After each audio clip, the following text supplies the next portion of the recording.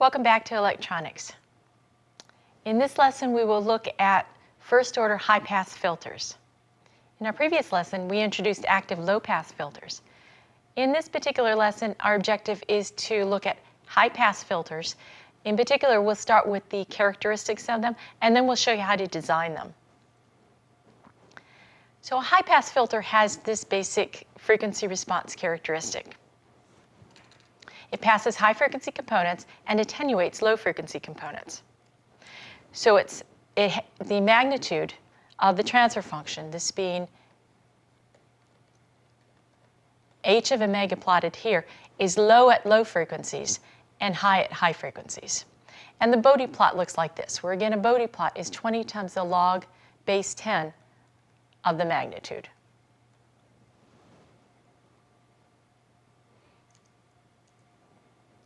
So let's particularly start with a first-order filter.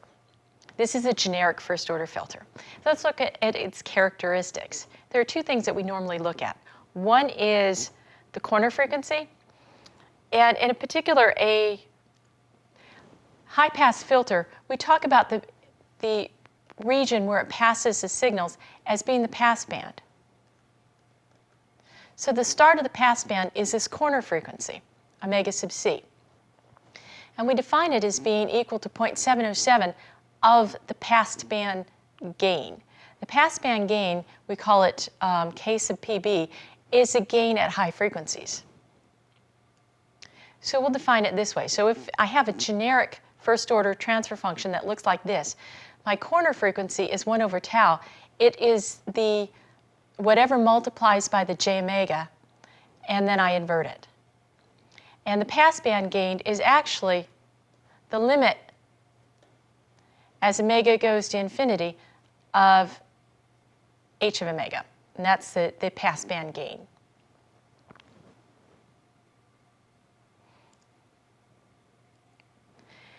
If I look at an inverting high-pass filter, one that gives me isolation, like we talked about in the last lesson, isolation is a good thing.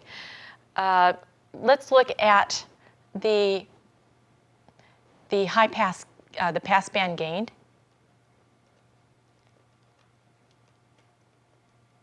Again, I'm going to abuse my notation a bit. If I were to look at the limit as h goes to infinity. In that limit as h goes to infinity, this being h right here, then my 1 becomes negligible, and I've got minus RFC omega over R1C omega. So reducing that down, I get minus RF over R1. And then my corner frequency is, well, I look at whatever constant multiplies by my j omega, and I invert that, 1 over R1C. Now we want to derive this transfer function. Let's go back to thinking about our last lesson. In our last lesson, we looked at a configuration like this, and we said that the transfer function for this is equal to minus ZF over Z1. We derived it in the last lesson. So ZF in this case is RF, and Z1 is equal to the series combination of this, the impedance Z sub C plus R1. And Z sub C is J, 1 over J omega C plus R1. So if I substitute that into this formula, I will be able to derive this transfer function. Let's look at the frequency characteristics of a high-pass filter. So it has this transfer function right here. If I were to look at the magnitude of the transfer function, is right here. Remember that that's the magnitude of the numerator, which is 1, or which is this, over the magnitude of the denominator, which is the real part squared plus the imaginary part squared square root. Okay, then I take the angle. Well, I've got a minus 90 because I've got a minus sign and then I've got a j. So the angle of minus j is minus 90. And then this is minus the angle of the denominator. That means in the pass band, we're going to have a gain of this, which is found by taking the limit of this as omega gets very large. Because it's a high pass filter, the pass band is in the high frequency. So as omega gets large, I take the limit and I get minus RF over R1. And then the corner frequency is the frequency at which I get a value that where this imaginary part magnitude is equal to the real part. So that is 1 over R1C. If I were to plot this, this magnitude has to be positive. So this is on a linear scale, so I'm looking at positive values. That's why I have the value of RF over R1 being positive.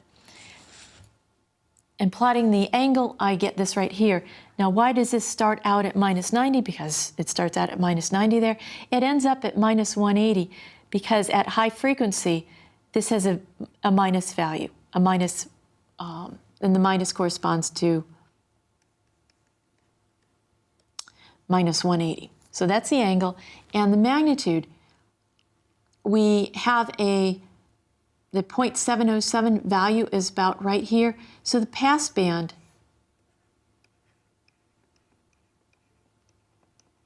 is considered here, where for the most part we are passing through signals without attenuating them. This is a stop band over here.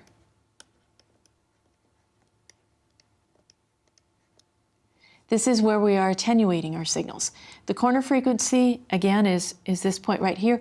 That's at the point where we get the 0.707 times this, and the K being the gain of the pass band. So now we want to design a high-pass filter to have a pass band gain of, say, -2, and a corner frequency of 1,000 radians per second. Remember, our transfer function for this filter is minus RFC j omega over R1C j omega plus 1. And my pass band gain is h of omega. When omega goes to infinity, we found that to be equal to minus R sub f over R1. And we want that to equal to -2. Now the other equation we have is our corner frequency, omega c. That's equal to 1 over whatever multiplies this j omega. So that's R1c. And that should be equal to 1,000. Okay. If I've got 3 parameters to choose and only 2 equations. So I can let R1 equal to 1,000 because it's a very common resistor value. So I'll just pick that value. And then I can solve for RF would be equal to 2,000 ohms and C would be equal to 1 microfarad. Now one thing that I want to comment on is if my corner frequency is given in hertz, then I have to make sure that I have this 2 pi factor. Remember that omega is equal to 2 pi f.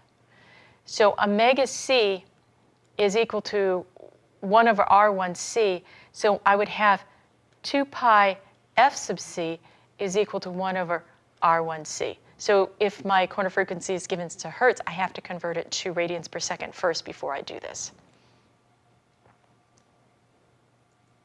So in summary, a high-pass filter passes high-frequency components and signals and attenuates or filters out low-frequency components. We looked at one basic design. This is an inverting high-pass filter, and it provides isolation at the input and the output. It has this transfer function right here. And we showed how to do a design. We based the design on 2 factors that are given. If we're given the corner frequency of the passband and the passband gain. And then we showed how we were able to pick these parameters.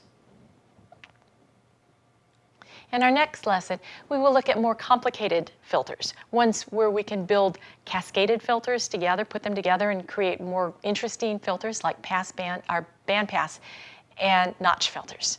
Thank you.